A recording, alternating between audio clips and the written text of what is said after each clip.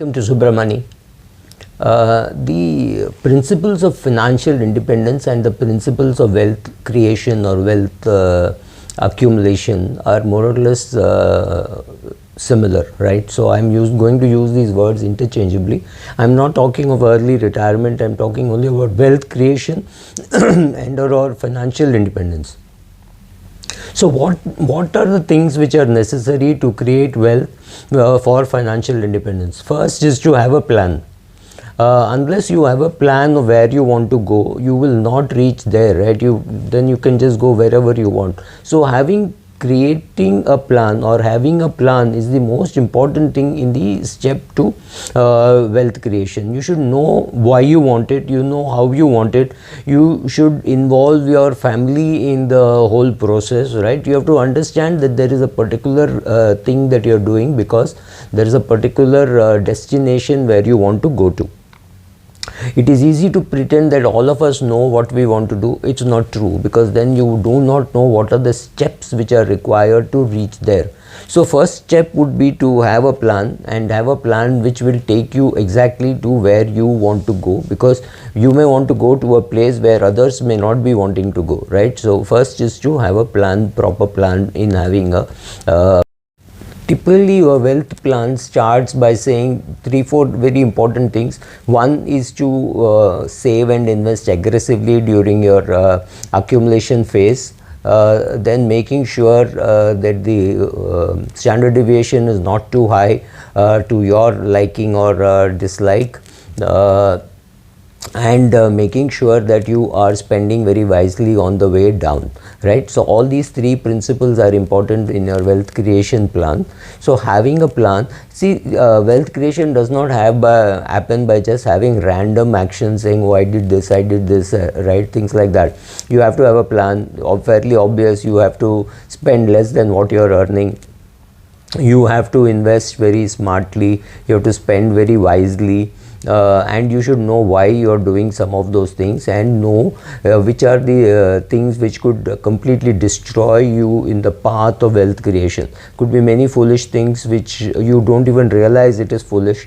So having a plan, having a financial mentor who will take you through that plan makes a lot of sense. So it could be a financial advisor, or it could just be a financial mentor, somebody you know who has accumulated wealth either in the share market or somewhere else, right? So then you can write down your goals, have it very clear as to what are the steps you will do, involve your family. I've said this again and again, I'm repeating that typically, like they say, if you don't have a plan, you can do whatever you want and you will not accumulate that money. If you stand at a particular place without knowing where to go and you don't have a plan as to where to go, you could actually walk aimlessly. But very clearly, when you have a goal and you know that where you have to reach, then you will go right or left or straight, wherever you want, because you have a goal, you have a roadmap, you have a plan to achieve it. Without that, it is going to be very difficult. Another important thing is your lifestyle should lag your income by a mile, right? So your family should also understand the responsibility of saying, okay, my income is going up fast. My standard of living need not catch up with that, right? It can be much slower, because that will give me a greater surplus, which I learned to invest very well. So learning to invest is very important, but first for that you have to earn well and have created a surplus. You have to save well. Saving is far more difficult than investing. People don't understand. In the initial stages of your life, I've created a separate video on this, where you don't have a great amount of corpus. The amount of money you save, that percentage is far more important than what return you're getting on your accumulated capital. For example, if you have accumulated 1 lakh of rupees as your wealth so far, you're the starting phase of your career, whether you get 10% on that or 11% of that doesn't matter. But whether you're saving 30% of your income or 70% of your income or 80% of your income, that will make a much bigger difference. So make sure that your lifestyle lags income. Base your lifestyle on your income, not on the basis of what your father is earning. If you're staying with your parents and not paying rent, just take that amount of rent and start putting it in a fund and say, this is my home buying accumulation fund, because you would have paid that kind of rent somewhere else. So put it away. Put away all that money, then you know what is your real salary. Let's say you're starting your life on a salary of 6-7 lakhs, which is not a bad salary at all. It's a very good salary. And then you realize that because you're staying with your parents, you are maybe your take home salary is 4 lakhs, 4.5 lakhs, whatever, after PF and tax, everything. On that 4.5 lakhs, you are able to actually save almost 4.5 lakhs simply because you are living on your parents' house. But if you think that the place where you are staying would impute a rent of 8,000 rupees, start doing an SIP of that 8,000 rupees. That is not your saving, that is the amount of money that you have simply because your parents are not charging you rent, maybe for food. So you put away 12,000 rupees or something like that, and say, okay, this is the amount which I would have paid if I had stayed separately, right? So this puts a lot of discipline, and then you see how much money you are left with. The full 4.5 lakhs is not yours for spending, because you will have to put away 1.5 lakhs into these kind of things. You will actually spend something on your transport, on your clothes, etc.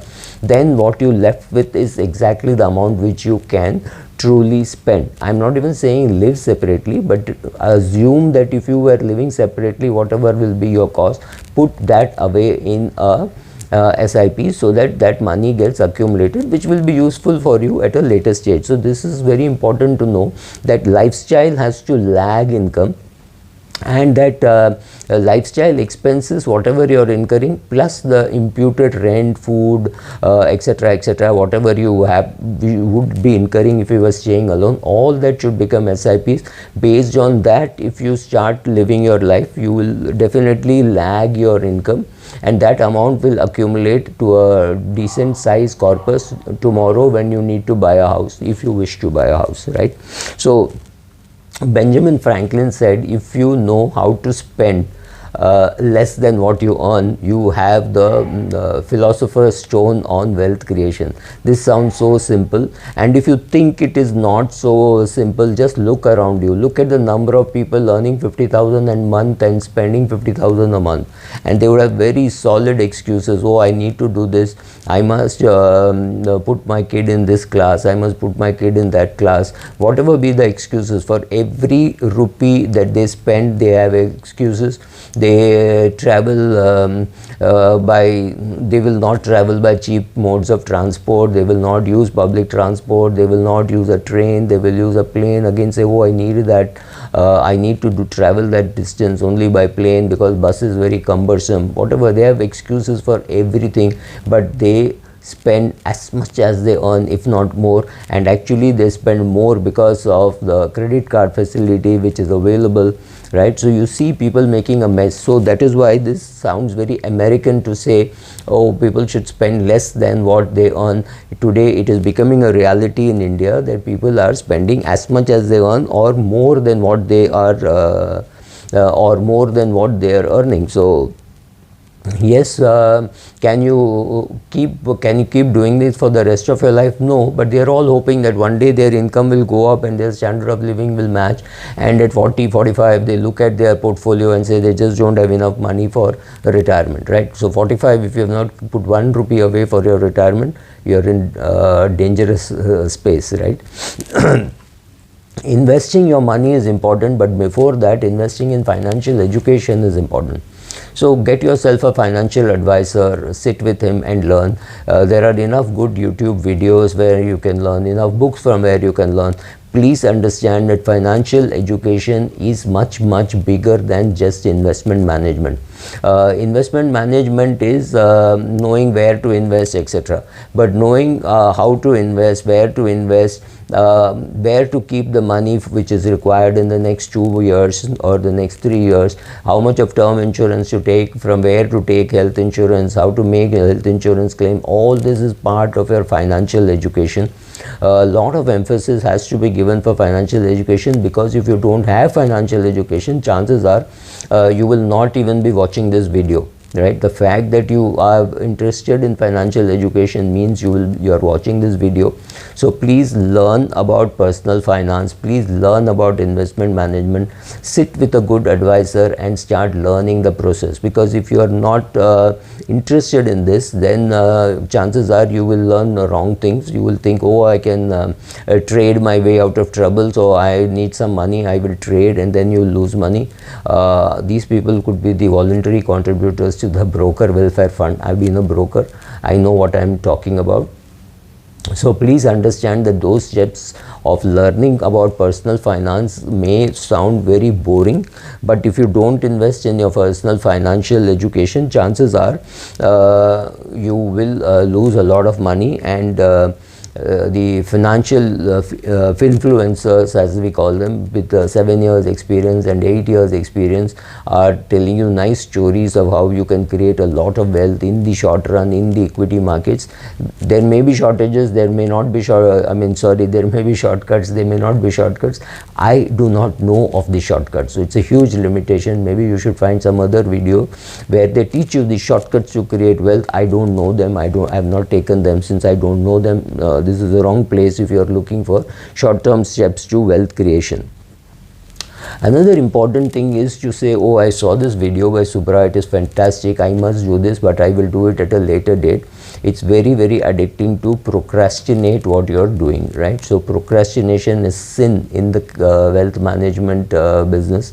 If you're here to create wealth for yourself, don't procrastinate, whatever it is, whether it is taking term insurance, whether it is taking health insurance, whether it is starting your SIP, whether it is starting your financial education. And if you are starting to financially educate yourself and you are already married, though, please start the journey together. Your wife is a very important part of this journey, or your husband is a very important part of this journey, because once you don't both of you don't understand personal finance, it becomes a pretty big mess.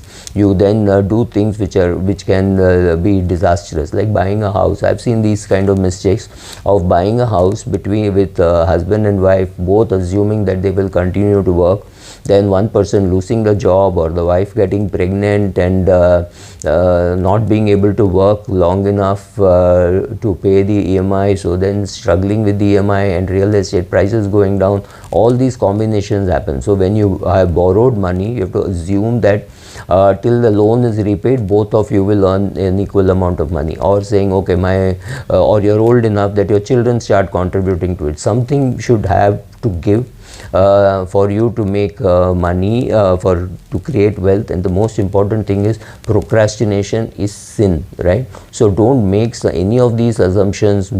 Just go ahead and do what you have to do it now. Start learning financial education now. You cannot keep postponing it and hoping that one day you will be able to do it. No, the more you delay, the higher is the cost of delay, right? I've done videos on the cost of delay, and procrastination is clearly the grave building that you are doing for yourself if you don't start on time, right? So make sure that you're building your wealth and you are not procrastinating, and any procrastination leads to wealth destruction. It's also important that you start putting your wealth creation plan on autopilot, which means your SIP, systematic investment plan, or your wealth creation, other techniques, or even paying all your telephone bills, etc. You put it on autopilot so that you don't postpone, you don't unnecessarily pay charges, you don't forget to pay your electricity bill, you don't forget to pay your health insurance bill, right? So make sure that all these bills are paid on time by just automating it. Life has become much simpler. I don't even see what is my regular credit card bills. I know that on the due date it gets debited. Then I can go and review it every quarter. The time I review does not really matter, because I don't have to worry that, oh, this month I have not paid, or things like that. There is an auto debit available even for the debit card, credit card, whatever. Sorry, debit card anyway gets debited immediately, but for your credit card, these kind of simple solutions are available for all your bills, etc. So make sure that you use all of them. Thank you. I will continue with the next video.